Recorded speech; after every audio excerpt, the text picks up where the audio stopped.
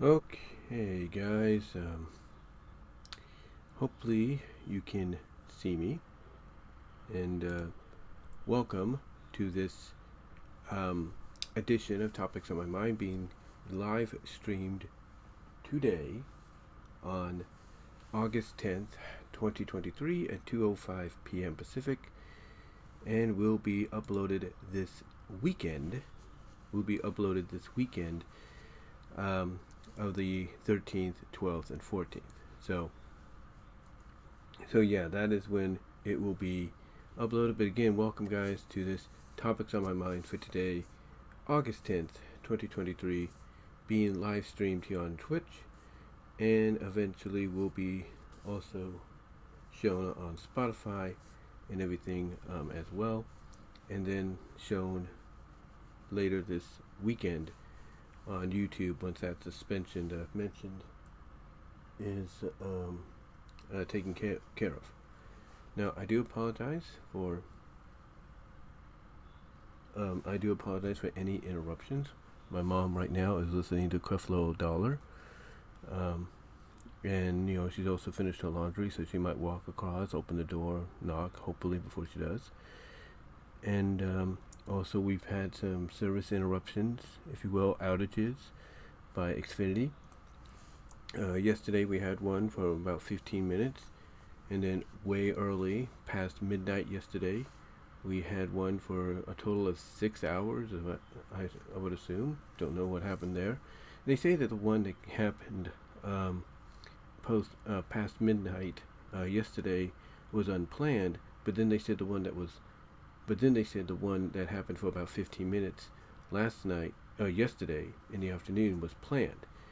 And what happened is that affected not only me doing the live stream here on Twitch, but it also affected my mom in Patterson, because the people she was going to take care of some business, notoriety business, lost Wi-Fi because they're also connected to Xfinity. It was just about the same amount of time that I was out that they were out as well. And then it happened last night. I was asleep for a bit, trying to take a nap, maybe going right to sleep basically, and apparently I woke up, my mom told me it went out again, and it was out for I'm not sure how long it was out. I don't know if it was out for another 6 hours or 4 hours, but it's back on. I was back on, I should say, when I got up this morning. So that's good. And then they're telling me that I'm not going to show you this right now because I have my security camera on. I'm keeping an eye on my mom so that if she starts moving a little bit, I'll kind of do this, if you will. Say, hey, quiet a little bit, because you never know.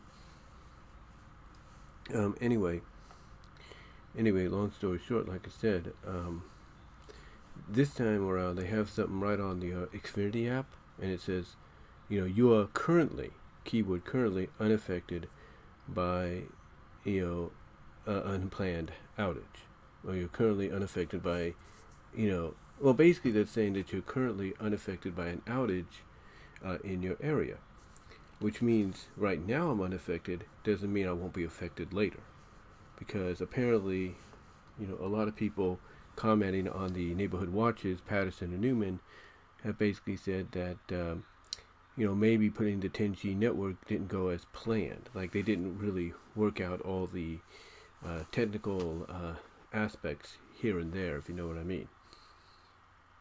But anyway, that's why if you see in the description of the live stream as you're watching, basically, basically what I'm trying to say is, you see in the description of the live stream, well, I'm saying sorry for interruptions or stream outage or something like that, because that's apparently what could happen. Now, what's going on? We don't know. We don't know if they're trying to improve on their 10G installment. We don't know if they got other places in our area that are, finally getting the 10G, the 10G network. We don't know. But apparently it's not just here in Newman, but it's widespread. We don't even know if maybe the construction they're doing over here at the beginning of VENMO and everything's affecting it. We don't know. But again, that's what I'm saying when I'm telling you right now. I do apologize for any interruptions that may occur during this live stream, if you will. But anyway, with that said, as you can see here on the screen, we have a list of topics. It's right here. I think that you can see on the left hand, right here. You can see right here on the left hand. We have some topics to talk about. And I do have the list right here in front of me as well, so you guys can follow along. I do have the list. And the topics we're going to talk about, again, this is being live streamed today, hopefully without interruption, on the 10th of August, and will be uploaded to YouTube this weekend, mostly on the 13th and the 14th. And you also get it on Spotify later on. But the topics we're going to talk about are as follow. Number one, IDW. We're going to talk about IDW Comics on the verge of losing Sonic, My Little Pony, and TMNT Comics after already losing Transformers, G.I. Joe, and others.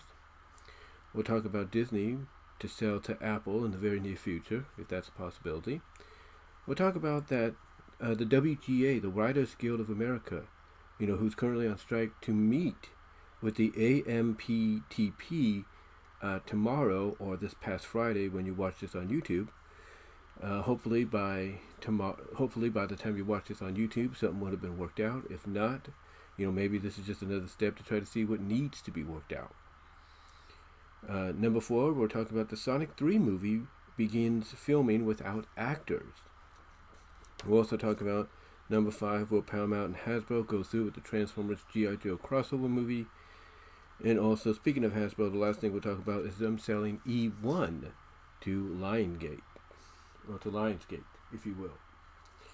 So, starting off, let's talk about the first topic, IDW Comics on the verge of losing Sonic, My Little Pony, and TMNT after already losing Transformers, G.I. Joe, and others. So I was watching a video, if you will, by Clownfish TV. I was watching a video by them, and they talked about, and it was by Neon. Neon usually does the comic book videos on his own. Sometimes he does have his wife, Geeky Sparkles, with him, but this time around he was doing it on his own. He was talking about, the fact that IDW pretty much is in a situation right now to where he doesn't see them lasting much longer. He doesn't see them being in business. What he sees mainly is he possibly sees them getting bought out by somebody, or just going belly under in the next few years. He brought up the fact that they've already lost several licensed titles to Skybound Comics, like Transformers and G.I. Joe and others. And the question obviously is, will they now lose some of the more profitable comics, licensed comics that they have? Will they lose Sonic? Will they lose My Little Pony? Will they lose TMNT? Teenage Mutant Ninja Turtles. And that's a good question. That is a good question. Will those titles, among others, licensed properties they have, will they be next? And I've discussed this previously in a video on YouTube and everything, or here on YouTube when you watch this on this weekend. But I discussed this, I discussed this in video, and when it comes to these licensed comics, these 3 most popular best-selling licensed comics that they have, outside of the ones they still have and outside of the ones they lost to Skybound and others, I look at the fact that if they were to lose any one of them, I could see one, My Little Pony, following suit, with G.I. Joe and Transformers, the other Hasbro properties. I could see them following suit over to Skybound. I could see that. As far as TMNT and Sonic goes, TMNT, I could probably, this is just me, I could see them being mostly a Mirage comic now, or I could see them being part of Skybound as well. I could even see them going to Dark Horse. I think is Dark Horse still around? I think Dark Horse is still around. I could see them going to Dark Horse and everything, and let me add a text, not a text, but let me add in something here. Hold on, guys. Let me see what I can take out. Um, okay, we'll take that out. And but yeah, I could see them going to Dark Horse maybe if they're still around, a Top Cow, and everything. I could see that. I could see that. And everything. I can see that, honestly. So there's no doubt that I think they'll land somewhere where they'll still be, where they'll probably either continue where they left off or start all over again. But I could see them if they don't, if IDW does end up losing them, which would be a big blow. I could see them going to Skybound, joining the Hasbro properties that are currently there. I could see them going to Top Cow or Dark Horse, to try to keep up with what they're doing. Now, here's the thing. I don't think IDW will lose them because they've already begun a couple of spin-off comics. The Saturday morning comics based on the original cartoon, and so on. They've had success with the trade paperback collections of the Archie TMNT Adventures. They've just seen a big, uptake in sales of The Last Ronin, and possibly with the upcoming sequel to that, as well as The Lost Years and all that. And it's, I don't think they're going to lose the TMNT property just yet. I don't see that happening just yet. But if it does happen, like I said, I could see, the three I've mentioned, Skybound, Dark Horse, or Top Cow, picking them up and either continuing them where IDW left off or just rebooting them entirely. I could see that. A wild card I could see is Archie, but I don't think that will happen. But then again, I could be wrong. I could be absolutely wrong about that.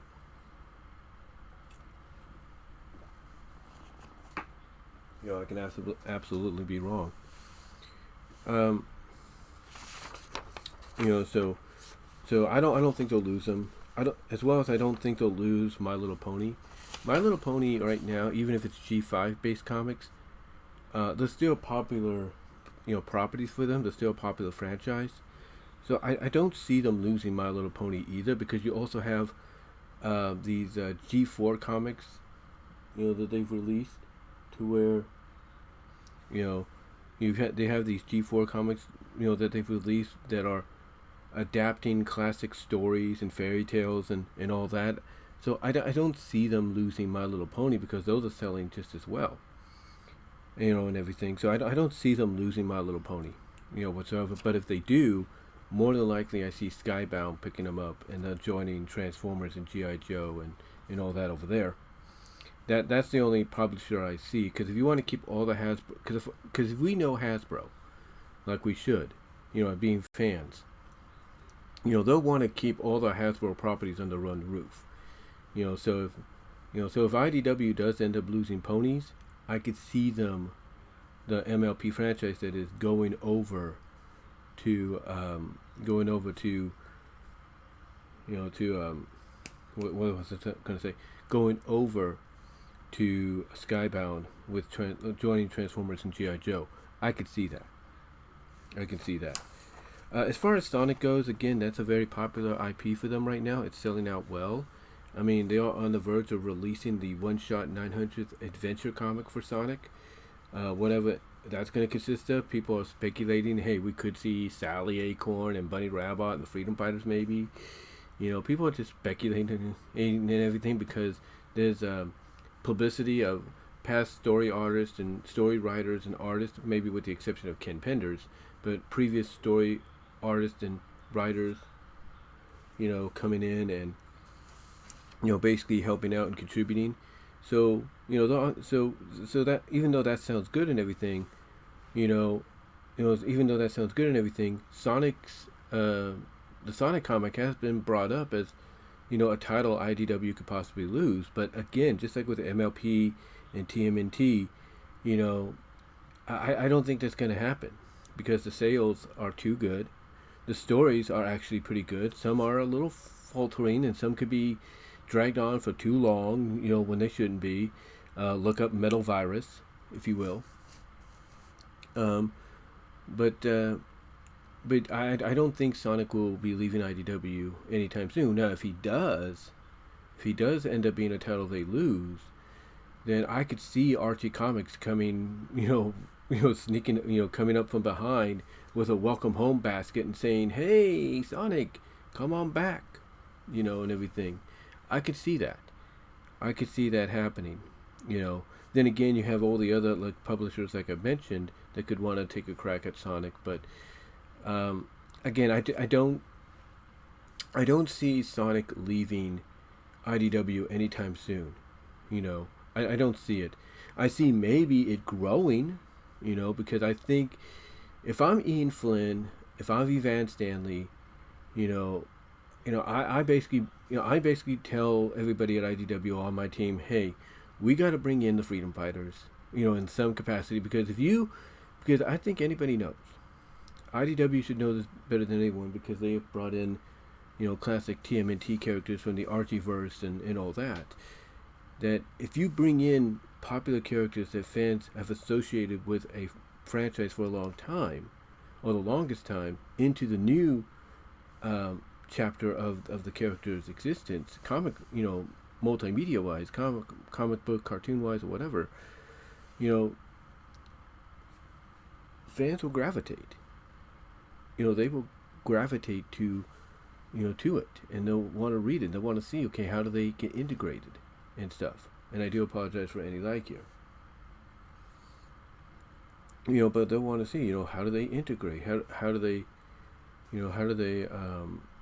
get involved in everything? So they'll want to see that. So anyway, though, again, I do apologize for any lag. Apparently that's on the streaming part of Twitch. Hopefully it doesn't mean interruptions coming. If it does, I would not be surprised. Oh, there we go. It's getting better. The bit rate's kind of going down a little bit from what they're saying here. Or showing here, I should say. But, again, I don't see, I don't see IDW losing them anytime soon. I do see them, like I say, growing and bringing in the freedom fighters for in some capacity. Because, as I mentioned, people will, that's the kind of stuff that attracts people to the property, because now they're seeing that you have all these past characters that have been associated with the franchise previously being brought in as part of the new chapter, new incarnation. So, you're going to want to be interested as to, okay, how do they integrate them? Like, how do they play a major part in this? Is the question you would have, the curiosity you would have. So, so yeah, I have no doubt in my mind that they're going to stay with IDW for a while, and that the only thing I see happening is a growth, lore-wise and everything in the comic. That's what I see. That's what I see. So, lore-wise and character-wise. So I don't think they'll lose Sonic for quite some time, especially with, certain things up on the horizon and currently going as we speak. But just that old saying, never say never, because you never know. You don't know if it will happen or won't happen. So you gotta keep an eye on these kind of things, in my opinion. But honestly, I don't see them losing Sonic. I really don't. I don't see them losing My Little Pony, and I don't see them losing TMNT anytime soon. I don't really do. But again, if they do, the most likely scenarios I see for them, TMNT wise, I see them being either going to Skybound, or I see them going to, Top Cow or Dark Horse, one of those three. My Little Pony, I see being bound for Skybound, and Sonic wise, I could see him going to Skybound, or I could see him going back to Archie Comics. I can, but I don't think that's going to. I don't think that's going to happen, like I said, anytime soon, in my opinion. I really don't. But, but we'll see. But right now, according to some people's speculation and theorizing, like Neon of Clownfish TV, they don't see them lasting much longer over there at IDW, and they mostly don't see IDW surviving another several years, either because they feel that either they'll get bought out to survive, or they'll just go belly up. Period. So that's pretty much what people are looking at. But again, for the time being, I don't see them. I don't see them losing those three titles anytime soon. All right. So on to the next topic: Disney to sell to Apple in the very near future. This one's interesting because everybody's reporting that Disney eternally financially is not doing so well. They're cutting costs here and there. They're removing certain programs, from Disney Plus, stuff like that. They're just basically making cost-cutting measures. And I was watching a clip from the John Campea show today, and that being the 10th of when this is being live streamed and everything, live stream recorded. I was watching, a video, from a video clip from John Campea's podcast, and he brought up the fact that Bob Iger, who is back as the CEO of the company and is going to stay there for the next several years, has been doing exactly what is needed to try to put the company, to basically make the company more attractive for a possible transaction to a new parent company, to new owners. And you can definitely, and I do agree that you could definitely see that.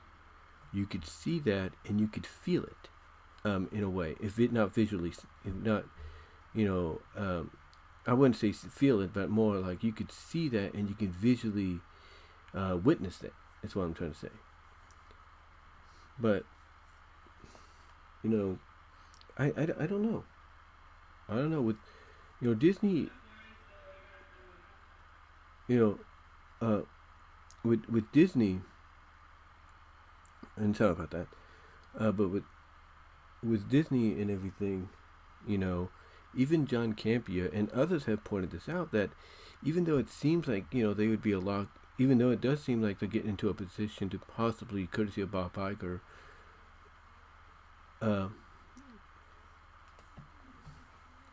even though they'll get into a position of possibly being sold, all thanks to Bob Iger, I should say, and I do apologize for some of the interruptions or distractions. Even though they are getting into that position, if you will, and according to John Campea, based on the history between Bob Iger and Apple, and I can't think of who's the guy who's running Apple right now. That guy, what was it? I can't think of the name right now. And his history with Disney, so it would not, it would not surprise someone like, like John Campea for something like this to happen. It would not surprise him, whatsoever. But the thing is with Disney, and a lot of people have said this, that even though it does look like they're being put into that position by Iger and everything and others, they're too much of a well-known entity to want to be sold. They're too much of a global conglomerate to, be, put into a situation to where they could get sold and everything. They're too much in a situation to where if they get sold, there could be a backlash against the sale. Like, fans would not approve of it. Fans, would not be cool with it. Like, fans may not be happy with them now, but the last thing they would want is, for Disney to sell to someone like Apple. And even though, someone like, John Campea believes, that, the person running Apple right now would be all for pushing certain things like, Marvel and, and Star Wars and everything, because those are in the Muppets, maybe because they're Disney properties and everything. He just doesn't see it really happening right now. Like, even though it'd be a great acquisition for Apple, and even someone like an Amazon, people like Campea, you can just tell by the way they're talking about it, they just do not see it happening. They just do not see it, becoming a reality anytime soon. I think honestly, what he sees going on here with the cost-cutting measures and everything by Iger and his crew at Disney is they're doing it not to make Disney look like, hey, we're for sale and everything, despite what Iger might say, like, oh, we could consider it and all that, or we want to probably sell off this, or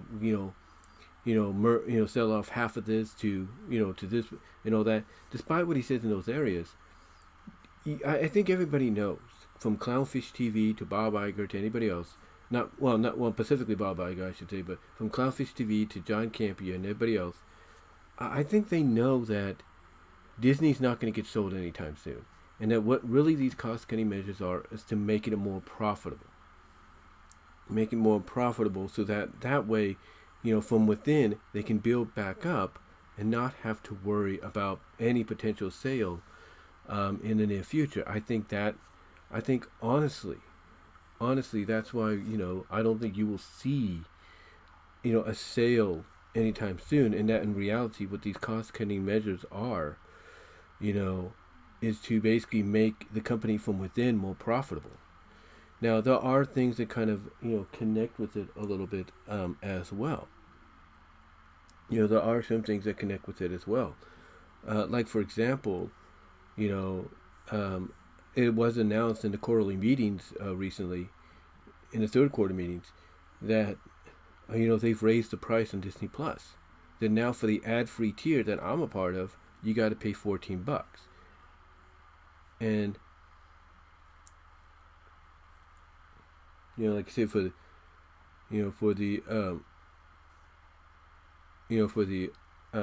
about that. But like I said, for the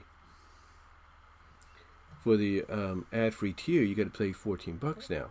But for the ad tier, basically the one that has the ads and everything, you would basically be paying what you were paying originally for Disney Plus ad-free when it started. That's what's going on. And, people like Campea look at that as a strange but maybe unique kind of strategy by Bob Iger. They see that as being something that, could, profitably help Disney out. And maybe in a way, because there is reports going around, I'll talk about this later on, to where he's trying to help find a solution, or he wants to help find a solution to end these strikes, right? So what if one of those solutions is, hey, I'll raise up the price of the ad-free tier to this, but the ad tier, the one where, like you'll get Disney Plus but you'll have ads, is at the price that, people originally paid for Disney Plus ad-free, when it started. Basically,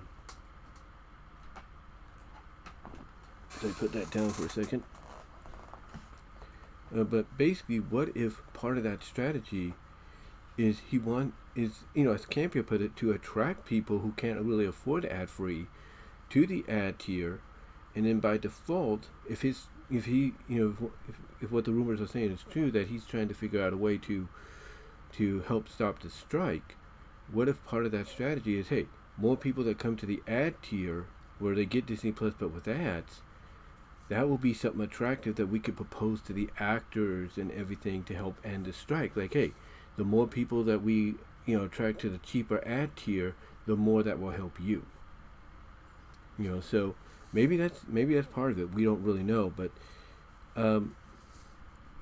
again, you can kind of tell there's a lot going on. There's a lot happening. Right now. There's a lot happening right now as we speak. When it comes to Disney, to where it does look like they could sell, just based off a lot of the reports. But but honestly, I don't know. But I think just by the way people are talking and everything, they don't see Disney, selling anytime soon. They really don't.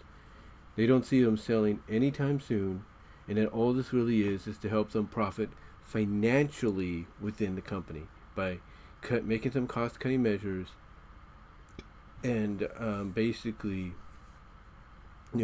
allowing them to have a more smoother transition financially to get better, to get off their feet and everything.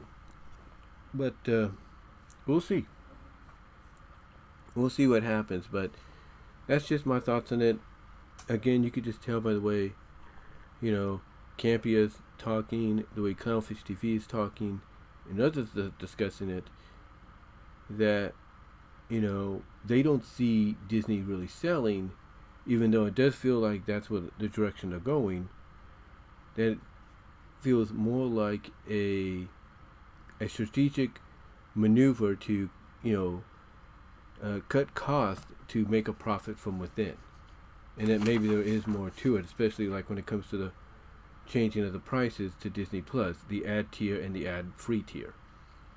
So that's just the way I see it, and again I could tell just by listening, by the way the people are talking, that that's kind of how they see it as well. So it's more along the lines of making things more profitable for them in the long run than anything else, and that it doesn't really have anything to really do with the sale. Not that they wouldn't be not saying that they wouldn't, consider it or be attracted, consider it and mull it over and everything. But I don't think anybody would definitely, be part of a sale like that. I don't think they would.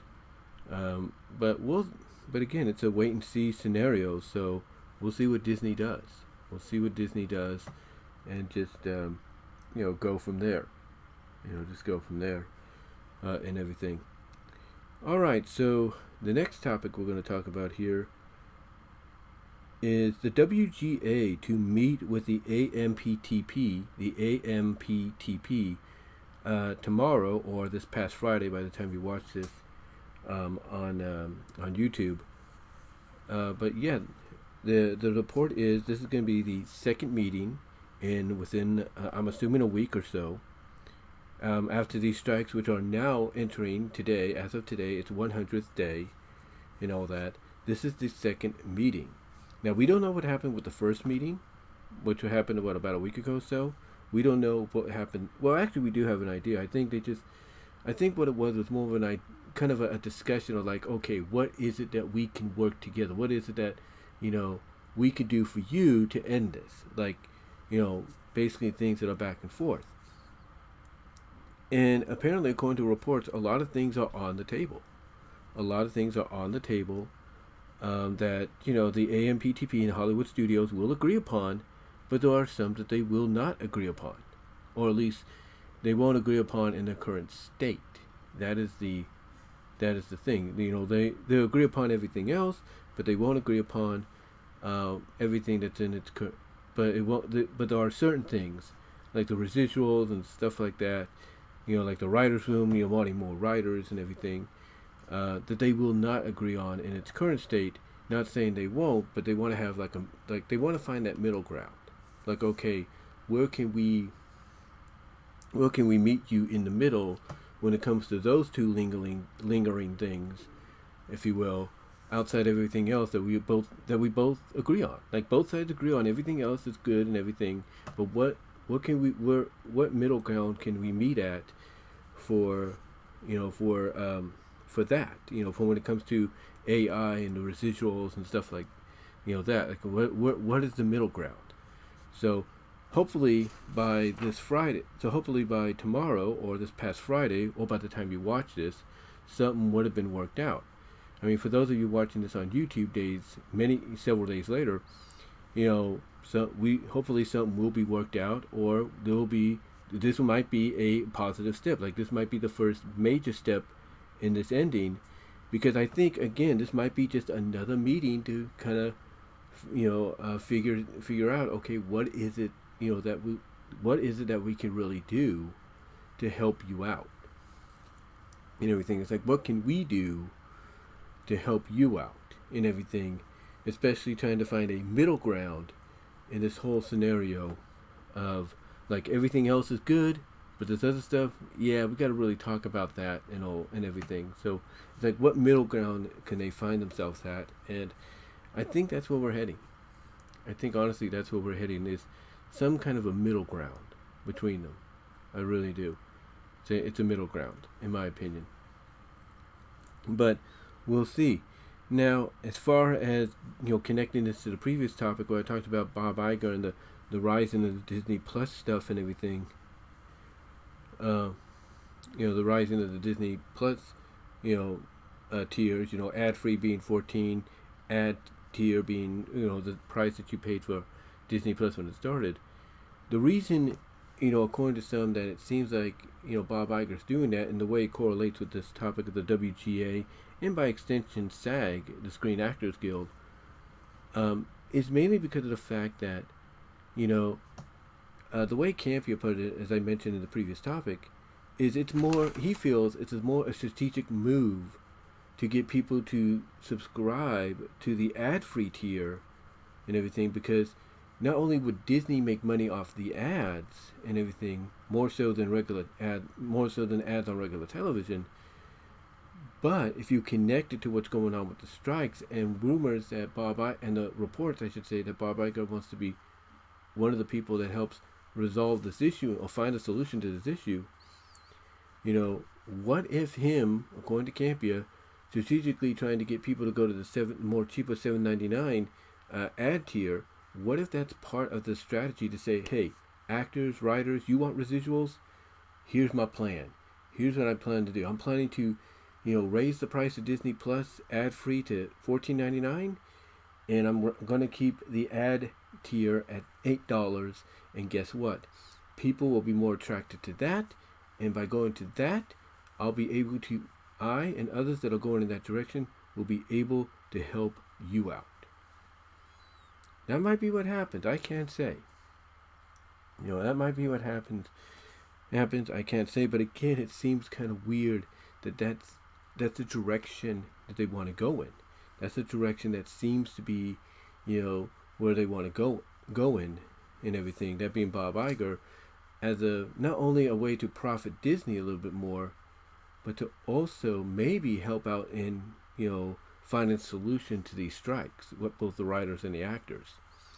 But yeah, by the time you watch this on YouTube, they would have already met, and maybe by the time you watch this, they would have worked something out, hammered something out, or maybe we'll hear that this is just a positive step in the right direction. Because again, everything else, is okay. Everything is like agreed upon 100%, except there's those two issues that are holding things up: the AI and the writer's room.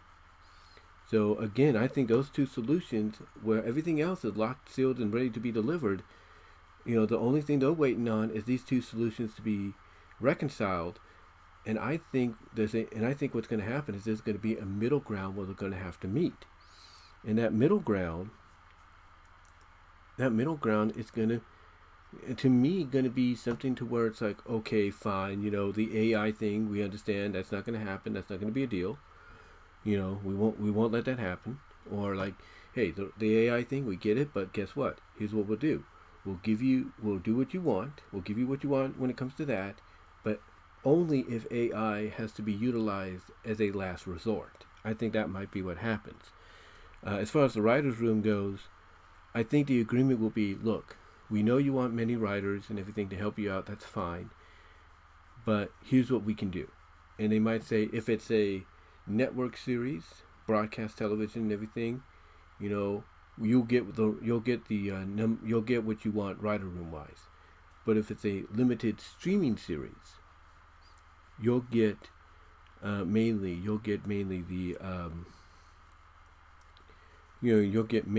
half of that. Like if it's a limited streaming series, like 6, 8 episodes, 10 episodes, you'll get your writers, but it won't be as much as it's a regular broadcast television.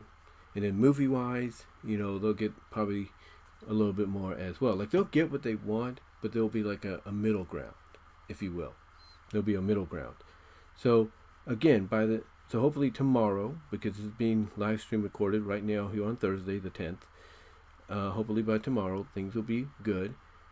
And by the time you watch this on YouTube, hopefully after this weekend, we'll get some good news out of it. We'll see. But yeah, the plan is for them to meet tomorrow, or the plan was for them to meet this past Friday. Again, by the time you watch this on YouTube, to try to work something out, or at least take another step to try to get things, going in the right direction. All right, so the next topic we have here, Sonic 3 begins filming without actors. That's right, Sonic 3 has begun filming, but without the actors because of the actors strike. Now, people might question, well, how is this possible? Well, it's real simple. It's only going to be the scenes with Sonic, Knuckles, Tails, Shadow, and whatever Sonic character, they bring in outside of them, or whoever else Sonic-wise they bring in outside of them, like if it's Rouge or Amy or whoever. So that's basically why they're beginning to film, without the actors, because they're primarily focusing on the scenes, that involve Sonic, Tails, Knuckles, Shadow, and maybe by extension, Amy Rose and Rouge the Bat. That's what's going on right now. But yeah, this is why they're able to film. This is why they're able to do this. Now, I know people might say, well, won't they get? Wouldn't the Actors Guild or the Writers Guild kind of be against that? Like, wouldn't they try to shut that down? Yeah, you would think that, but the truth is there's a loophole, and that loophole is it doesn't involve the actors. Like the production and the production crew and the director's crew, they could all be there and they could still work. But again, the loophole is they're only working because they're mainly focusing on the characters, of Sonic, Knuckles, Tails, and Shadow, and whoever else. They're not focusing on the human characters and everything. So there's that loophole to where, yeah, you would think the Actors Guild and the Writers Guild want to strike, want to go all over to that set and petition and say this needs to be shut down and all that to show unity and everything. You would think that, but the truth is, there's that loophole, and that loophole is there's no actors involved. It's only the characters of Sonic, Tails, Amy, if Amy's in there, but Sonic, Tails, Knuckles, Shadow, and like I said, by extension, maybe if they're in there, Rouge and Amy. So that's the reason they're able to film. Film the movie, or begin filming on the movie, because they're mainly focusing on the scenes with those characters. I mean, let's not forget Sonic 2, mainly outside of Jim Carrey's character, mainly was focused on the Sonic characters themselves, Sonic, Tails, and Knuckles.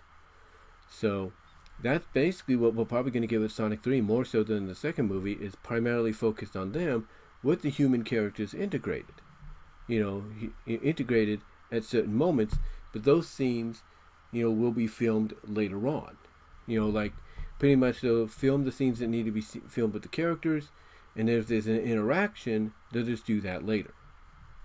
So that's basically the way it's going. That's basically why they're able to do this, because of the fact that they're not using actors to do anything filming wise, scene wise. They're just focusing on the regular characters, the regular established Sonic characters, like I mentioned, Sonic, Tails, Knuckles, Shadow, and if they're in this movie, Amy and Rouge. So that's why they're able to do that. I mean, it's not like the situation right now to where you have Sarah Silverman and others being upset at the fact that a lot of these top tier actors and actresses, that have been given consent and permission to still film and everything, these indie projects. It's not like that situation to where she feels they're being scabs. She feels they're being hypocrites and everything because they're being allowed to do this. It's not that. It's more along the lines of it's more along the lines of the fact that because these indie films that are by productions like A24 and everything, because because they'll buy these companies, A24 and everything, that are indie companies that are not part of, the Screen Actors Guild, or part of the AMTPT, you know, that again, that's a loophole that people will work around. They'll be like, hey, we can do this, that's fine. And everything, it allows us to still work. The reason people like Silverman and others are upset about that is because they believe that the more unity actor-wise that they get, the more the studios of the AMPTP will fall to their knees or give them what they want. And that's not happening right now. That's not. So, so basically, the way I look at it, again, just like with the Sonic situation, it's all because of a loophole. And that loophole is, hey, A24 and other independent studios, that are not part of the AMTPT, that are, that have movies planned to go and have certain actors and actresses listed for those movies, guess what? They're free to continue filming. I mean, this is why one of my mom's favorite shows on TBN and CW and even Angel Studios app, this is why they're able to, like I said, they're able to still film because they're not part. The Chosen is not part of anything. Angel Studios is not part of any AMPTP. They're not. So they're free to do what they want when they want to do it. And that's it. They don't have to answer to anybody. That is why they've been given exceptions, when it comes to continuously filming for the next season. This is why certain independent movie projects by A2 Films and other independent studios have been given consent to continue filming, along with the actors and actresses that are part of it. Because they're not part of the AMPTP. They're not. And I guarantee you what's going to happen, and this is just me, that I think a lot of the major studios are going to be like, well, if they can continue filming, and they're not part of this group, why should we be part of this group? They'll find a way. I've got a feeling some semi-major studios will be like, you know what? We're going to try to find a loophole to get out of the AMPTP agreement, so that way, if this ever happens again, we won't have to worry about it. So yeah, it's one of those It's one of those ordeals, I guess you could say, that people even in the Screen Actors Guild and the Writers Guild probably what.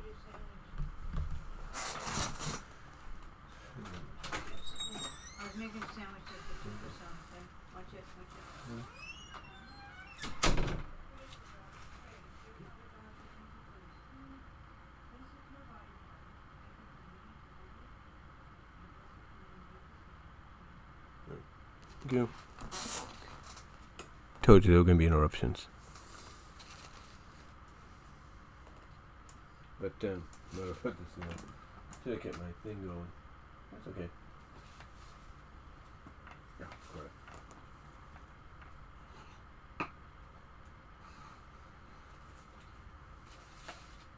Right. Well, like I was saying,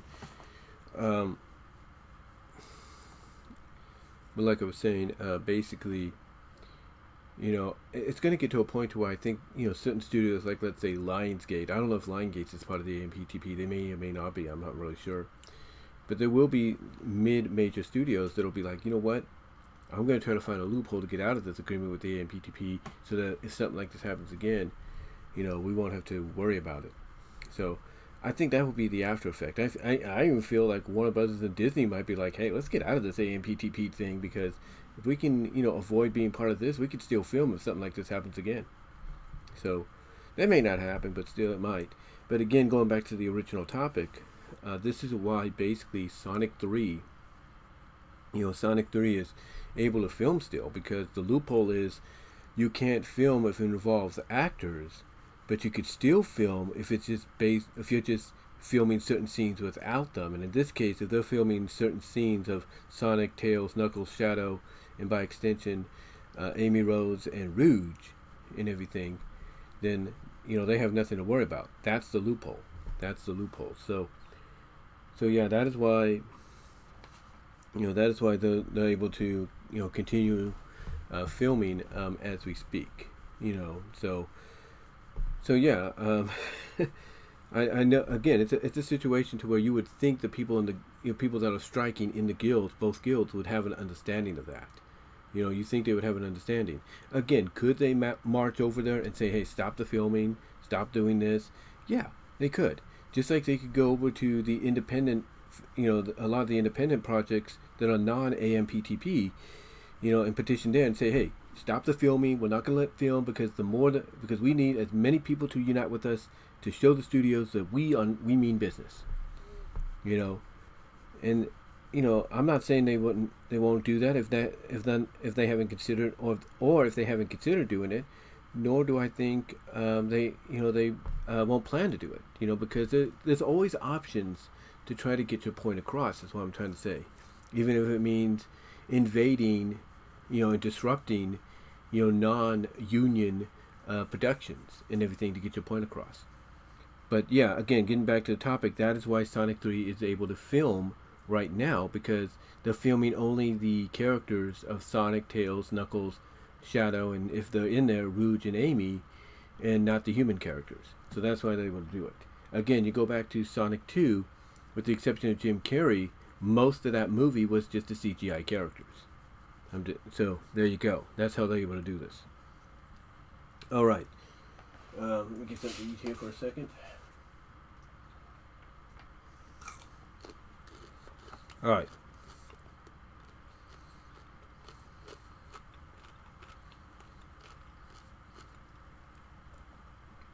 Eat a pickle.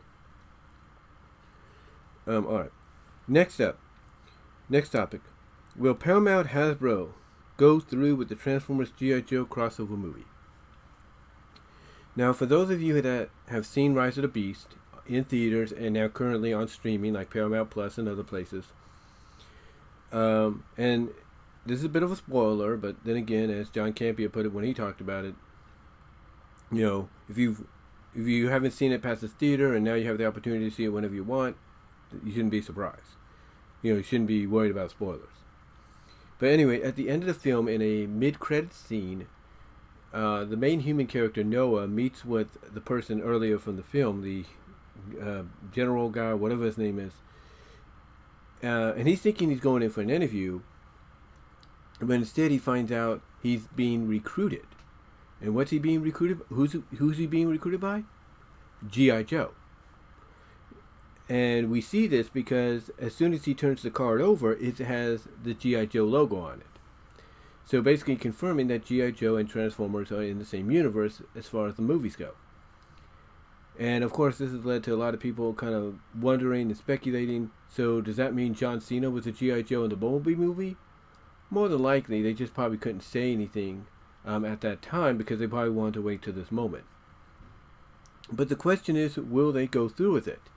Well, depending on how long these strikes go, which I don't think will last even to the end of the year, I really don't. I think, honestly, they will. I think they will go through with it and everything. And I think basically you're going to have the same actor and actress, same actors and actresses from this film. And you'll probably bring in John Cena, probably bring him back and everything to really just confirm that, yeah, that's who he was in the Bumblebee movie. But yeah, I see him going through with it. Do I see him going through with it right away? Not really. If anything, once these strikes are over and everybody gets back to work, which again I think is going to be before this year's out, I think we will see basically, we will see pre-production, and then we'll see production, or we'll hear about and see pre-production happening, and then we'll see and hear about production happening probably into the middle portion of next year. If not, more than likely middle to late portion of next year, with a proposed release date around, I would say, 2026 or 2027, around that time frame.